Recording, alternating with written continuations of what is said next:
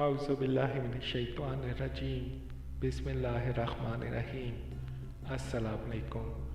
आज हम एक बहुत ही अहम हदीस के बारे में पढ़ेंगे जिसका ज़िक्र इमाम तिरमिज़ी ने भी किया है और इसका हवाला मैं आपको आगे देता हूँ।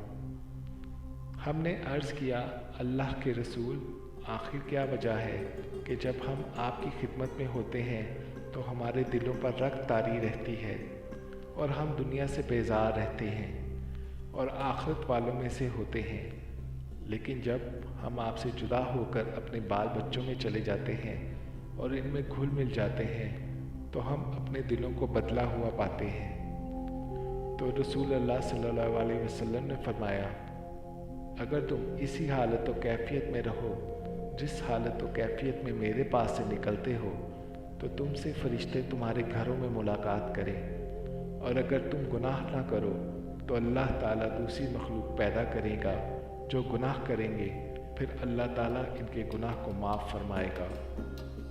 हमने इस हदीस में ये जाना है कि हुज़ूर सल्लल्लाहु अलैहि वसल्लम फरमा रहे हैं कि जब वो उनकी सोहबत में होते थे, हुज़ूर सल्लल्लाहु अलैहि वसल्लम की इतनी पाक सोहबत में, तो उनका गुनाहों से बिल्कुल दिल उठ सा जाता था, लेकिन जब वो अपने घर वालों से घुल मिल जाते थे फिर वो दुनियादारी में मसरूफ़ हो जाते थे और फिर वो अपने आप को बिल्कुल एक आम इंसानों जैसा ही महसूस करते थे।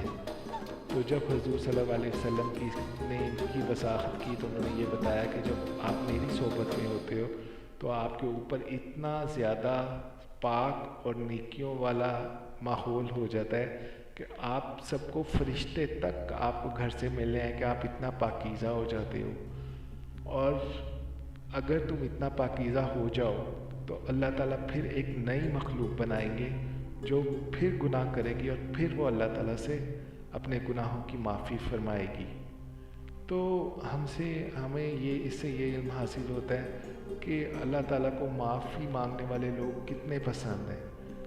शायद गुनाहों की तो इतनी ज़्यादा वजाहत नहीं की गई, लेकिन जो लोग अपने गुनाहों पर माफ़ी मांगते हैं अल्लाह ताला से अपने गुनाहों पर, तो अल्लाह ताला उसको माफ़ फरमाने के लिए एक और नई मखलूक तक बना देंगे। तो हमारे यहाँ पर क्या होता है कि लोगों को इतना डरा दिया जाता है कि अल्लाह ताला ये कर देंगे, दोज़ख में जाओगे, इस तरह से होगा, उस तरह से होगा।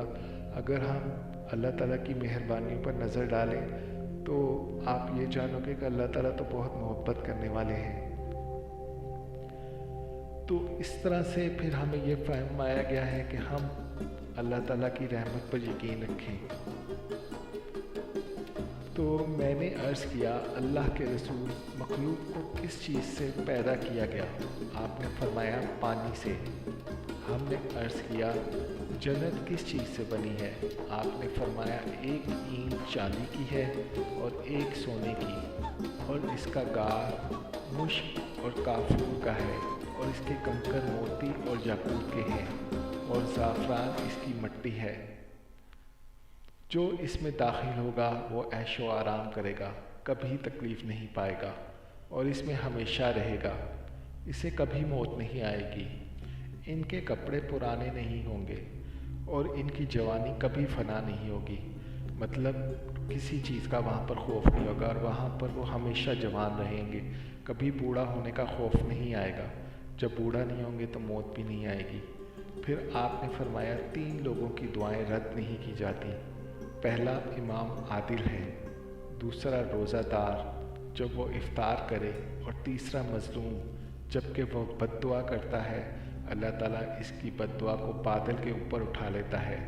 इसके लिए आसमान के दरवाज़े खोल दिए जाते हैं और अल्लाह ताला कहता है, कसम है मेरी ज़ात की, मैं ज़रूर तेरी मदद करूँगा, अगरचे कुछ देर ही सही। अल्लाह ताला हमें किसी भी मज़लूम पर जुल्म करने से बाज रखे और वो जालिम जो इन चीज़ों में अभी तक मसरूफ़ है वो अल्लाह ताला से तौबा करे। इमाम तिरमिज़ी कहते हैं, इस हदीस की सिंद कवी नहीं है और ना ही मेरे नज़दीक ये मुत्तसिल है। ये हदीस दूसरी सिंद से अबू मतला के वास्ते से भी आई है, जिसे वो अबू हुरैरा रज़ी ताला अन्हा से और अबू हुरैरा नबी अकरम सल्लल्लाहु अलैहि वसल्लम से रवायत करते हैं।